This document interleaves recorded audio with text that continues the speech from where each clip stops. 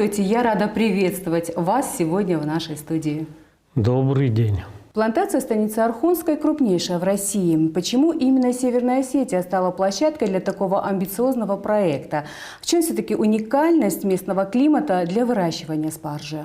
В свое время, в 2018 году, когда все это начиналось, было просто стремление нашего учредителя, кроме тех сельхозпродукций, которые имеются в республике, посадить что-то новое. И, в общем, выбор остановили на спарже. В том же 2018 году и посадили первые 12 гектаров. Ну и, естественно, прежде чем посадить, мы обследовали практически всю территорию республики, забирали землю на анализы. И вот самая лучшая земля показала, что все-таки она в Орхонке. Поэтому наша дислокация находится в Орхонке. На сегодняшний день там 55 гектаров – это крупнейшая плантация спаржи в России. За 5 лет вы прошли путь от первых посадок в 2018 году до 55 гектаров и урожая свыше 230 тонн. Насколько сегодняшние объемы позволяют покрывать внутренний спрос, и считаете ли вы этот проект важным для импортозамещения, учитывая, что ваша спаржа вдвое дешевле зарубежных аналогов? Мы не можем обеспечить круглогодичный спрос, который существует у населения. Поэтому сезон спаржи короткий, считаю, где-то 2 месяца, это начиная с середины апреля по середины июня. Поэтому как бы стараемся пока закрыть спрос, который существует в России. На зарубежную сторону мы пока не смотрим. Но нет необходимости, будем насыщать свой рынок. Вы сказали о том, что завершился сбор спаржи. Скажите, сколько собрали в этом году, и если говорить о динамике, какова она? Ну, в этом году собрали чуть больше 220 тонн. Это неплохой результат. Немного погода нас подвела, потому что обычно мы начинаем в середине апреля. В этом году мы начали где-то в конце апреля собирать.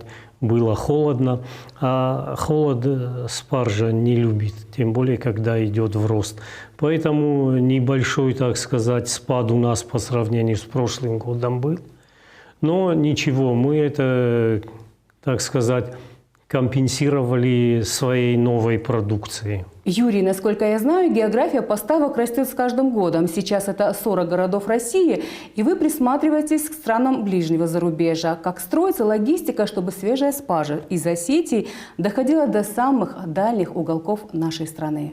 Как показывает прошлый год, мы вполне, так сказать, удачно довозили спаржу до Новосибирска, Мурманска. То есть транспортная логистика существует. Спаржа, она довольно-таки капризная дама, поэтому ей нужны определенные условия, определенные сроки.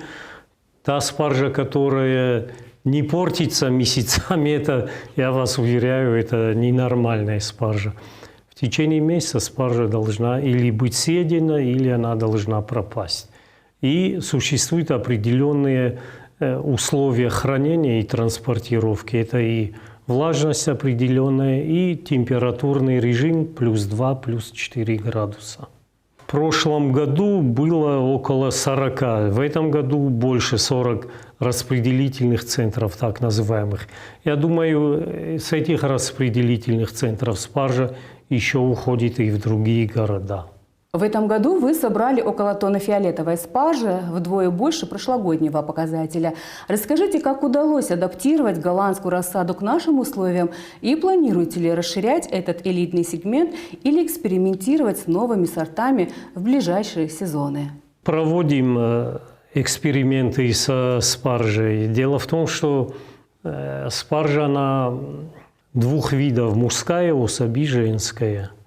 Ну, значит, западники, они же народ ушлый, поэтому они предпринимают все усилия для того, чтобы никто, кроме них, рассадой спаржи не занимался, и поэтому всем продают или женскую, или мужскую особь. Но мы раздобыли семена, это отдельная тема. Сами экспериментируем, у нас есть полигон, у нас есть тепличка, где наши агрономы проводят эксперименты, сажают из семян, делают корни, и, так сказать, мы уже несколько гектаров сами вырастили сортовую спаржу. То же самое и фиолетовая спаржа. Это наш эксперимент, то есть мы раздобыли семена, вырастили ее, отправили в этом году, попробовали отправить. Ну и, так сказать, для нас самих тоже мы оставили себе тоже. На следующий год мы тоже будем ее продолжать выращивать.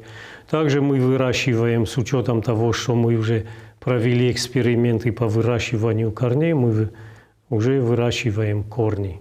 То есть практически любой человек, где-то мы в начале осени начнем продавать корни, и можно будет приобрести, дома посадить. Но это впервые, да, в этом году? Потому что в этом году, да, впервые. Не было. У нас в этом году два новшества. Это продажа корней.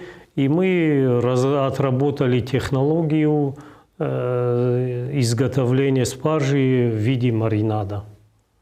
То есть в этом году мы порадуем население маринованной спаржей.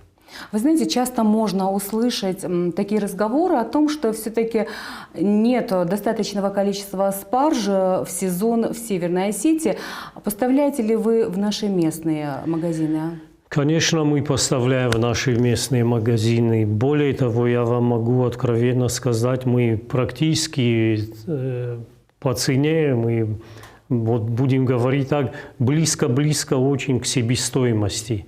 То есть, если то, что мы отправляем в Россию, имеет определенную цену, то здесь она на порядок дешевле продается. Юрий, «Долина спаржи» – это все-таки, я считаю, уникальный проект. Скажите, пожалуйста, делитесь ли вы своим опытом с коллегами? Конечно, делимся, потому что опыт – это такая вещь, которая надо делиться, зачем замыкаться. Более того, по России есть предприниматели, которые имеют определенные участки со спаржей. Они тоже с нами делятся своими наблюдениями, обмениваемся опытом, так сказать, потому что не собираемся опыт в себе держать. Сотрудничество, считаю, что это хорошая вещь. Сезон сбора длится до середины июня, как вы выше сказали, и в пиковые дни сборщица собирает, насколько я знаю, до 120 килограмм спаржи вручную. Как вы решаете кадровый вопрос, привлекаете ли сезонных работников из других регионов, или это преимущественно работники из Северной Осетии? Мы привлекаем жителей Северной Осетии в первую очередь. Есть определенные бригады, которые по 10-15 человек, которые имеют свой автотранспорт, с ними предварительно обговаривается и зарплата.